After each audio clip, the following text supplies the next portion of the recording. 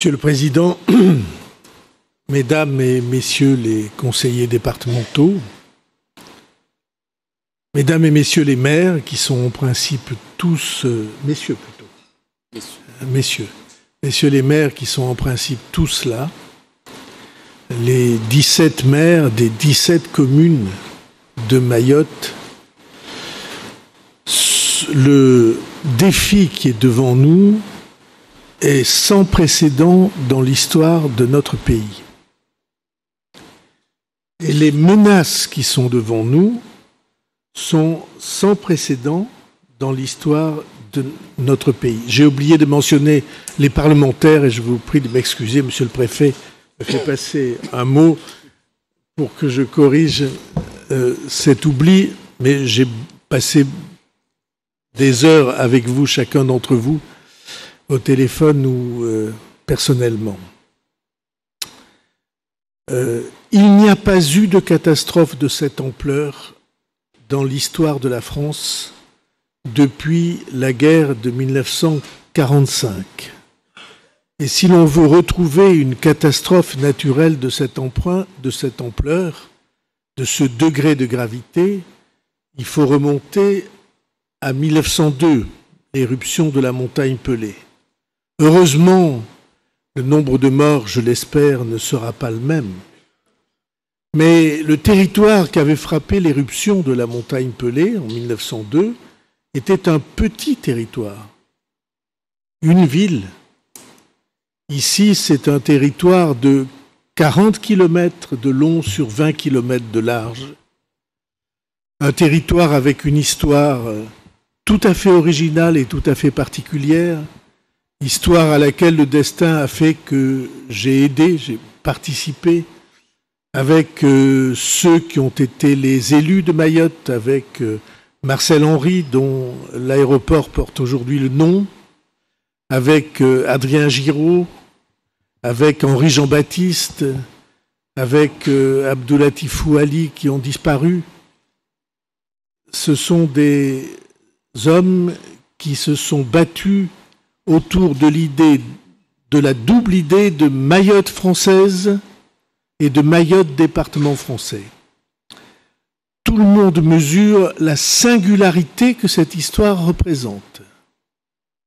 Le seul territoire de notre République dont les habitants ont choisi d'imposer l'appartenance à la France, dans des combats qui ont eu des aspects que chacun a en mémoire, qui sont si originaux, qu'ils sont comme l'engagement d'une communauté et d'une nation.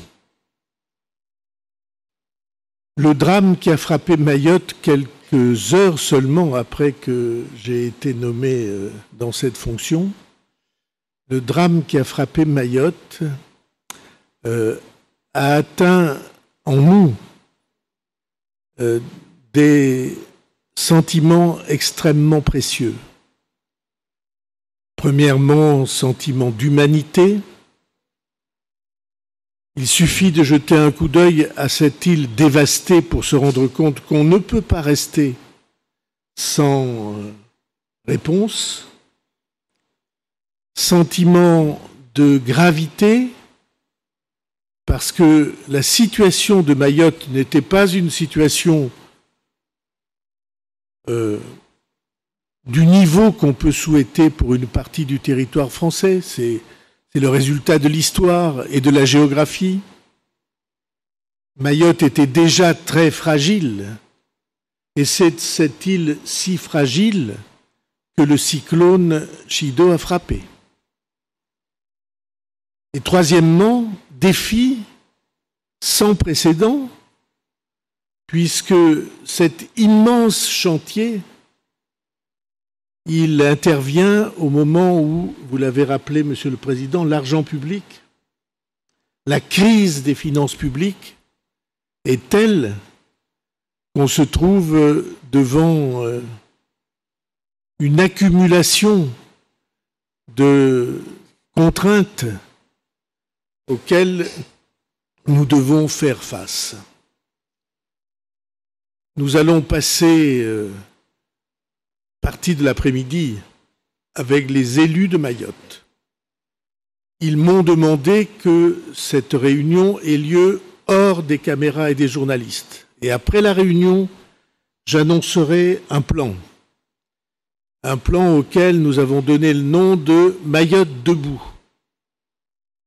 Ce plan est un plan d'urgence, mais il ouvre la voie à un plan de plus long terme. J'ai été frappé de voir à l'entrée du conseil départemental une dame qui portait une pancarte qui disait non pas reconstruire, mais construire sur de nouvelles bases. Et j'ai trouvé qu'il y avait dans cette affirmation, dans cette revendication, quelque chose qui ressemblait aux défis que nous avons devant nous. Le but est évidemment de pallier l'urgence, d'apporter des réponses à la situation terrible dans laquelle un très grand nombre de nos compatriotes se trouvent, mais aussi de penser l'avenir de Mayotte. Le plan Mayotte debout, c'est un plan d'urgence. Et dans quelques mois, après négociation avec les élus de l'île, nous présenterons une loi programme pour dire ce que les Mahorais veulent faire de Mayotte avec le concours et le soutien de la République française. Je veux insister sur le sous-titre qui sera inscrit, vous verrez, au-dessous du titre de Mayotte debout. Nous avons inscrit « Refonder Mayotte pour et avec les Mahorais ». Et quand je dis « pour et avec les Mahorais », je pense aux élus, je pense à chaque citoyen, je pense aux entreprises de Mayotte qui ont souvent l'impression d'être tenues à l'écart. Nous avons devant nous une œuvre historique comme il ne s'en est présenté probablement aucune, une œuvre d'une difficulté sans précédent. Est-ce que nous allons réussir ? Je ne sais pas. Je veux dire avec humilité que c'est tellement immense comme défi que nous devons entrer dans ce combat avec le sentiment que ce que nous avons à faire est plus grand et plus difficile que ce qu'aucune autre collectivité n'a eu à affronter depuis longtemps. Mais je suis persuadé qu'il y a dans l'île et dans la communauté qui vit sur cette île, je suis persuadé qu'il y a des ressources extraordinaires. Des ressources extraordinaires, il en faudra aussi pour affronter la question de l'immigration. Je ne veux pas éluder cette question. La situation des Mahorais est profondément déstabilisée par à la fois la présence, l'afflux continu de personnes, de femmes et d'hommes qui viennent du voisinage.